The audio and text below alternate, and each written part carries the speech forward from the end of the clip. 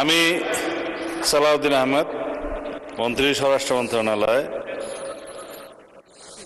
প্রস্তাব করছি মাননীয় স্পিকার, জুলাই গণ অভ্যুত্থানে অংশগ্রহণকারীদের সুরক্ষা ও দায় নির্ধারণের লক্ষ্যে আনিত একটি বিল, জুলাই গণ অভ্যুত্থান সুরক্ষা ও দায় নির্ধারণ বিল 2026 মহান সংসদে উত্থাপনের জন্য অনুমতি প্রার্থনা করছি। মাননীয় সদস্যবৃন্দ উত্থাপনের আপত্তি জানিয়েছেন হাসনাত আবদুল্লাহ, কুমিল্লা 4। আপনি আপত্তি ব্যাখ্যা করতে পারেন। ধন্যবাদ মাননীয় স্পিকার। মাননীয় স্পিকার, আজকে যেই বিলটি উত্থাপন হয়েছে, জুলাই গণ অভ্যুত্থানে অংশগ্রহণকারীদের সুরক্ষা ও দায় নির্ধারণের লক্ষ্যে যে বিলটা আনা হয়েছে, সেই বিলে যদি আমরা দেখি, এখানে কমিশন বলতে জাতীয় মানবাধিকার কমিশনকে বোঝানো হয়েছে এবং এখানে 2-এর ঘতে সংজ্ঞার মধ্যে আমরা যদি দেখি, বিশৃঙ্খল পরিস্থিতির অপরাধমূলক অপব্যবহার, এটার ব্যাখ্যাটা দেওয়া হয়েছে রাজনৈতিক প্রতিরোধের পরিবর্তে সংকীর্ণ ও ব্যক্তিগত স্বার্থে সংঘটিত যে হত্যাকাণ্ডগুলো হয়েছে এটাকে একভাবে দেখা হবে। আর আরেকটা হচ্ছে গণতান্ত্রিক ব্যবস্থা পুনরুদ্ধারের উদ্দেশ্য যেই কার্যাবলীগুলো সংগঠিত হয়েছে সেটাকে একভাবে দেখা হবে। মাননীয় স্পিকার, প্রবলেমের জায়গাটা সেটা হচ্ছে সংকীর্ণ ও ব্যক্তিগত স্বার্থে যে ধরনের সংগঠিত হত্যাকাণ্ড হয়েছে সেটাকে কে ডিফাইন করবে, সেটাকে কিন্তু ডিফাইন করবে এই আইন অনুযায়ী জাতীয় মানবাধিকার কমিশন। অর্থাৎ এই ইনডেমনিটিটা জাতীয় মানবাধিকার কমিশনের উপরে নির্ভর করবে। এবার এই জাতীয় মানবাধিকার কমিশনের যে অধ্যাদেশ সেটা কিন্তু ইতিমধ্যে ল্যাপস করে দেওয়ার প্রস্তাব দেওয়া হয়েছে। এখন এই জাতীয় মানবাধিকার কমিশনটা এটা যে 2009 সালের অনুযায়ী যদি চলে, তাহলে সেটা কিন্তু পুরোপুরি সরকার নিয়ন্ত্রিত একটা মানবাধিকার কমিশন।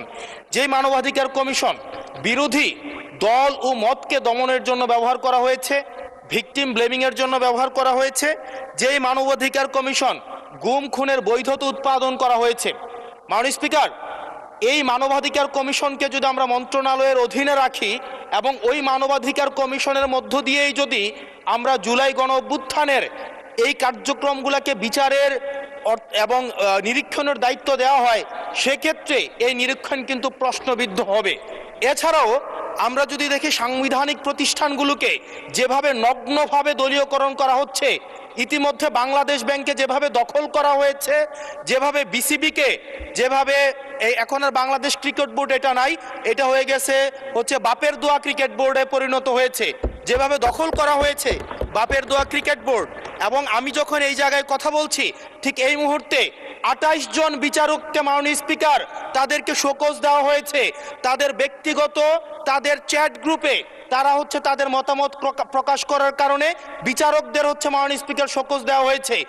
এই বাস্তবতায় আমরা এই গণ অভ্যুত্থান পরবর্তী সময়ে যদি জাতীয় মানবাধিকার কমিশনকে একটা মন্ত্রণালয়ের অধীনে রাখি, স্বরাষ্ট্র মন্ত্রণালয়ের অধীনে রাখি, তাদের মাধ্যমে আমরা নিরপেক্ষ কোনো ধরনের অনুসন্ধান আমরা কতটা পাবো সেটা নিয়ে কিন্তু আমরা সন্দিহান। সেই জায়গা থেকে এই বিলটিকে যদি আমরা বাস্তবায়ন করতে চাই, এটাকে যদি আমরা ফাংশনাল করতে চাই, শুধুমাত্র অর্নামেন্টাল না, যদি আমরা ফাংশনাল করতে চাই, তাহলে জাতীয় মানবাধিকার কমিশনকে অবশ্যই সেটাকে অটোনমাস করতে হবে। আমার সামনে যারা আছেন, আমরা হয়তো আমাদের থেকে এখানে প্রত্যেকটা সদস্য নির্যাতন, নিপীড়ন এবং তাদের যে পলিটিক্যাল রিপ্রেশনের মাত্রা শত সহস্রগুণ বেশি। আমরা তাদের কাছে প্রত্যাশা করেছিলাম এই জাতীয় মানবাধিকার কমিশনকে তারা একটা স্বতন্ত্র বডিতে নিয়ে যাবে, অথচ আমরা দেখলাম যারা সবচেয়ে বেশি নির্যাতিত হয়েছে, নিপীড়িত হয়েছে, তারাই এটাকে একটা মন্ত্রণালয়ের অধীনে রাখতে চাচ্ছে। এই অজুহাতে যে জাতীয় মানবাধিকার কমিশন যদি অটোনমাস হয়ে যায়, তাহলে সেটাকে এটার জবাবদিহিতা কিভাবে নিশ্চিত হবে? মাননীয় স্পিকার, আমাদের ইলেকশন কমিশন, আমাদের পিএসসি, আমাদের দুর্নীতি দমন কমিশন, যদিও এটা কাজের কেতাবে আছে, গোয়ালে নাই, কিন্তু এটা কিন্তু একাডেমিকভাবে এটাকে ইভেন ইন্টারন্যাশনালিও এই জিনিসটা কিন্তু অটোনমাস হওয়ার কথা। সেজন্য মাননীয় স্পিকার, যেভাবে বর্তমানে প্রতিষ্ঠানগুলো নগ্নভাবে দলীয়করণ করা হচ্ছে, সেজন্য জাতীয় মানবাধিকার কমিশন যে দলীয়করণ করা হবে না, আবার বাপের দোয়া একটা মানবাধিকার কমিশন বা বিরোধী দল দমন কমিশন করা হবে না, এটার প্রতি কিন্তু আমাদের আস্থা নাই।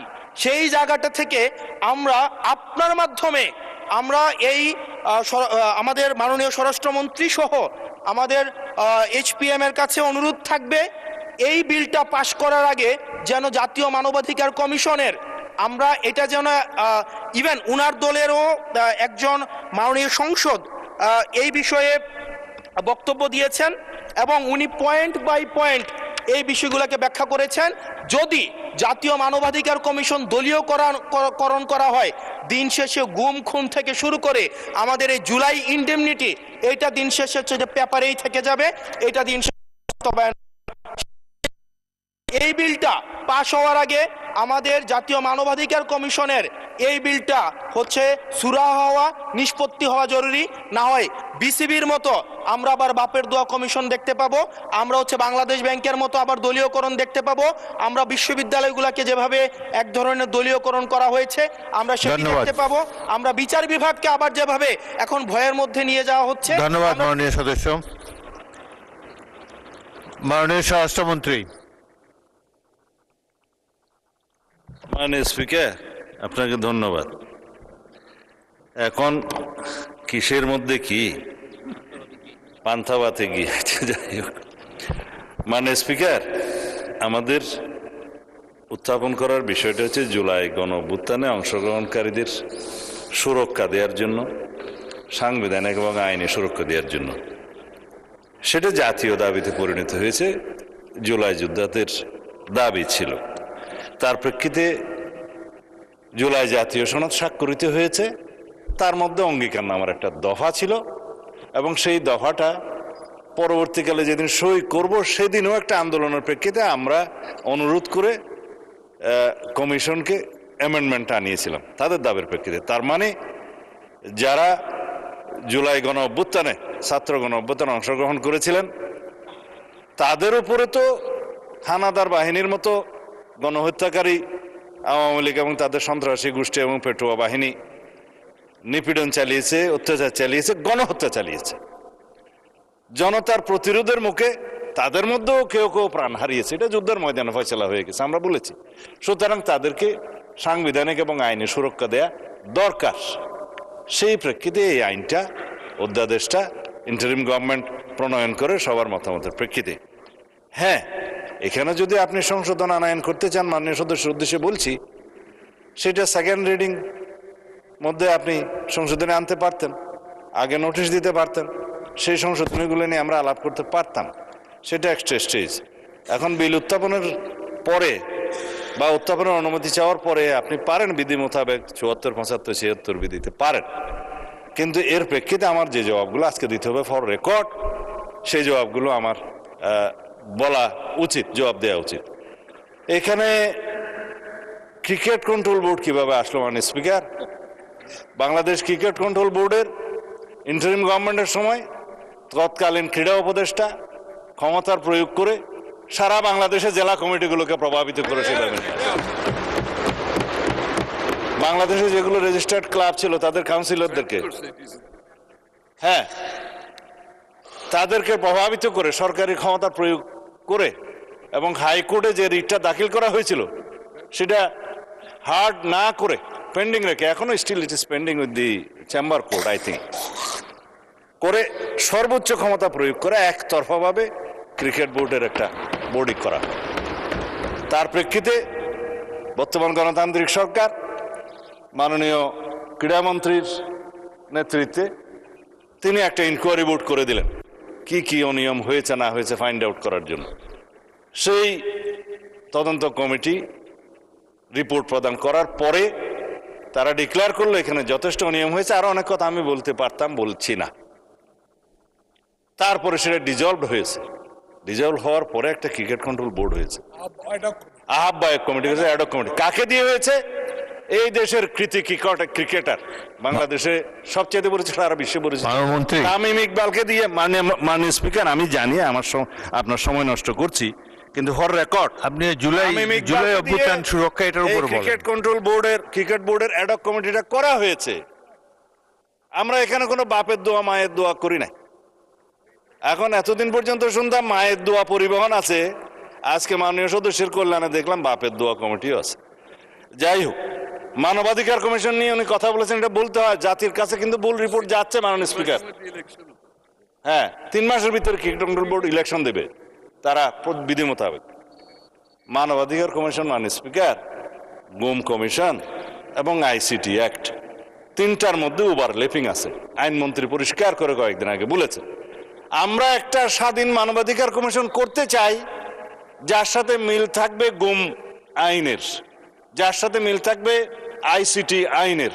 কারণ গুমের কারণে যে বিচারটা আইসিটি কোর্টে এখন করা হচ্ছে, আইনটা পরিবর্তন করে যার সাজা যাবজ্জীবন এবং মৃত্যুদণ্ডও আছে খুব সম্ভবত।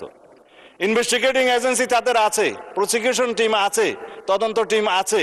তারা প্রসিকিউশন যখন একটা চার্জশিট দাখিল করে, ওরা বলা হয় ফ্রেমিং অফ দি চার্জের আগে ফর্মাল চার্জ দাখিল করে। এই ফর্মাল চার্জ দাখিল করার পরে ইভেন সেই ইলেকশন করার জন্য আর উপযুক্ত থাকে না। এই শক্তিশালী আইনটার সাথে ম্যাচিং না করে আরো কম সাজার বিধান করে একটা টেম্পোরারি তদন্ত করার একটা দায়িত্ব মানবাধিকার কমিশনকে দিয়ে 1-1.5 বছর সময় বিনষ্ট হবে। তার চাইতে যিনি ভিকটিম, গুমের ভিকটিম, সরাসরি যদি আইসিটি অ্যাক্টে মামলা দায়ের করতে পারে, সেখানে তদন্ত হবে, তদন্তের জন্য আলাদা অর্গান আছে, প্রসিকিউশন টিম আছে, সেইটা ম্যাচিং না করে একটা গত ইন্টারিম গভর্নমেন্ট একটা, আমি বলবো, বালখিল্যপনা একটা আইন করে দিয়েছে এবং সেটার সাথে মানবাধিকার কমিশনের একটা সিমিলারিটিস থাকবে। স্ট্রং মানবাধিকার কমিশন আমরা করতে চাই। এখন যে মানবাধিকার কমিশনকে যে সমস্ত ক্ষমতা দেওয়া হয়েছে, তার সাথে স্টেক হোল্ডারদের আলাপ আলোচনা ছিল না। স্টেক হোল্ডারদের সাথে আলাপ আলোচনা করতে হবে। We have a hill tax problem, বাংলাদেশে LGBTQ প্রবলেম আছে। আমাদের সামাজিক এবং অর্থনৈতিক এবং ধার্মিক সমস্ত কালচারকে মিলিয়ে তারপরে আমরা এই দেশের উপযোগী আন্তর্জাতিক মানসম্পন্ন ইনশাআল্লাহ মানবাধিকার কমিশন বিল আমরা এখানে আনবো, সেটা আমাদের কমিটমেন্ট। তার সাথে এগুলো বাধা দেওয়ার কিছু নেই। বিশ্ববিদ্যালয় এবং বাংলাদেশ ব্যাংক দখল কারা করেছিল মাননীয় স্পিকার ইন্টারিম গভর্নমেন্টের সময়, সেটা এই দেশের মানুষ জানে। বাংলাদেশ ব্যাংক কাদের নেতৃত্বে কিভাবে বাংলাদেশের অর্থনৈতিক নৈরাজ্য সৃষ্টি করেছে। আমরা মনে করেছিলাম বাংলাদেশের অর্থনীতিটা পুনরুদ্ধার করার জন্য তারা কাজ করবে, বিপরীত করেছে। আমরা এখন সাফার করছি। আর বিশ্ববিদ্যালয়, সমস্ত বিশ্ববিদ্যালয়ের ভাইস চ্যান্সেলর সহ অন্যান্যদেরকে কারা নিয়ন্ত্রণে নিয়েছিল মানুষ, এগুলো আমরা বলতে চাই না। এই ফ্যাসাদে আমরা যেতে